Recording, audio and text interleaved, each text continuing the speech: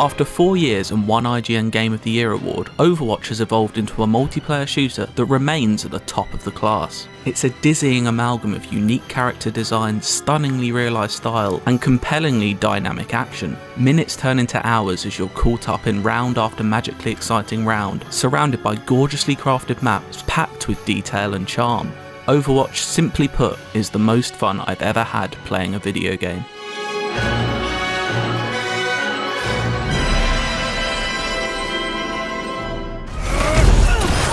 Newton and the apples. When we originally reviewed Overwatch in 2016, we called it an incredible achievement in multiplayer shooter design, and one that provides nearly endless opportunities for exhilarating coordinated play, and when you're the one at the centre of it, it feels like nothing else. And even while it's dramatically expanded its roster of distinctive characters and maps since then, none of what made it truly special has changed. It still centres around taking and controlling points on the map or escorting payloads from one end to the other, all at the expense of the enemy team's health bars. It's a simple setup and not an altogether original one, but it's the nuance found in how you go about winning each match that makes Overwatch so brilliant. This is a universe bursting with character, not least displayed in the 32 characters themselves. Blizzard has created a world where anything goes and everything flourishes. The robust Reinhardt harks from a high fantasy setting familiar from past Blizzard games. The cyber-drenched Sombra is science fiction incarnate and wouldn't look out of place on the streets of Night City. Then there's the wise and occasionally wild Winston, who could pass as a gorilla cosplaying as Beast from X-Men. Brigitte with her centuries-old mace that's partnered with an energy shield that feels airlifted from a different era of existence. The geneticist Moira can summon biotic orbs from her palms and then evade all incoming damage by fading onto an ethereal plane. Then there's Wrecking Ball,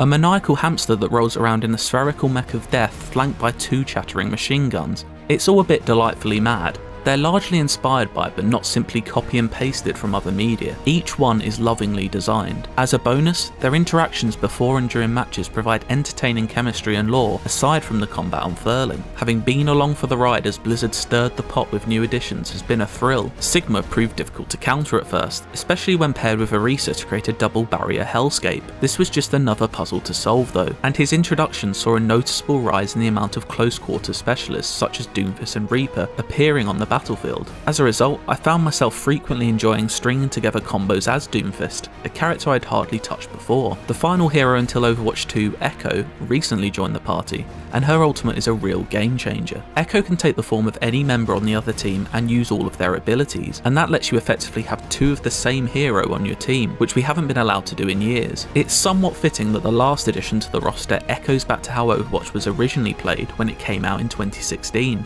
This is, in essence, the beauty of Overwatch. It offers choice in abundance, and even after 700 hours played, there are still heroes I'm not overly familiar with, so I can switch to them and everything feels completely fresh again. I've put an amount of time that would discuss many into Hanzo's bow and arrow skill set, but when I found myself tiring of him slightly, I decided to transfer my sniping skills over to Ana and healed my teammates instead. That was a refreshingly different form of satisfaction. Not every character is for everyone though, and that's absolutely fine, and to an extent, that's the point of Overwatch. There's an avenue for any type of player to find an accessible hero. Soldier 76 is as close to a standard character as you'll see in any other shooter, while Mercy is a great jumping in point for rookies because she can hang back out of danger and support allies. Find someone you click with and before you'll know it you'll be earning plays of the game, the automatically chosen moment of a match that's replayed for everyone at the end. Watching back these pivotal moments never fails to put a smile on my face, even to this day.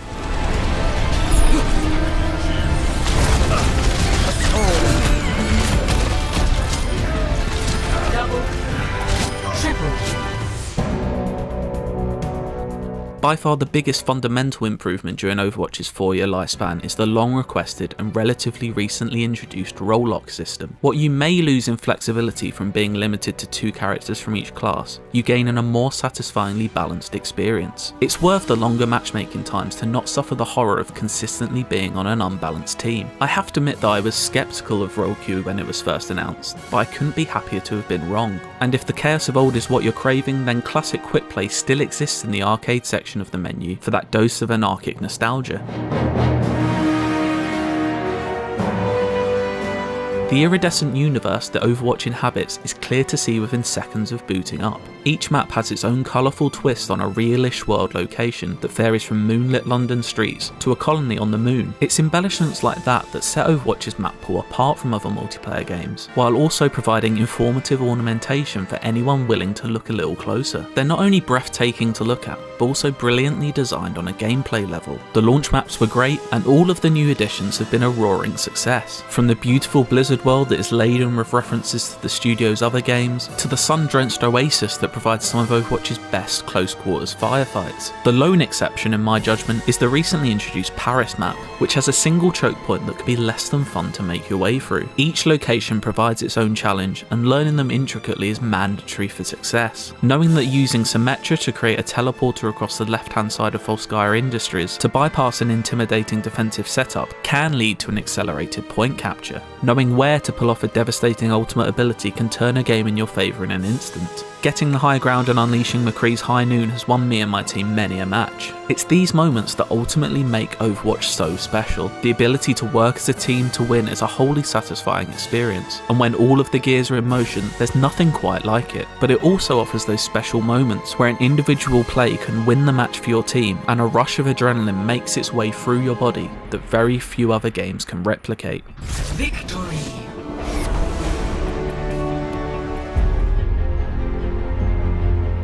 Overwatch is a one-of-a-kind hero shooter that is far and away the best of its genre. It offers variety, depth and style that very few come close to matching. Its 4-year-old foundation has been lovingly crafted into the unparalleled multiplayer experience that it offers today. From its now cherished characters, expertly crafted maps, and outstanding sound design, it's a masterpiece of competitive gameplay. Most importantly of all though, it's never stopped being ridiculously fun after all these years. All of these factors combine to make Overwatch a singularly special shooter, and one that I would recommend to anyone without hesitation.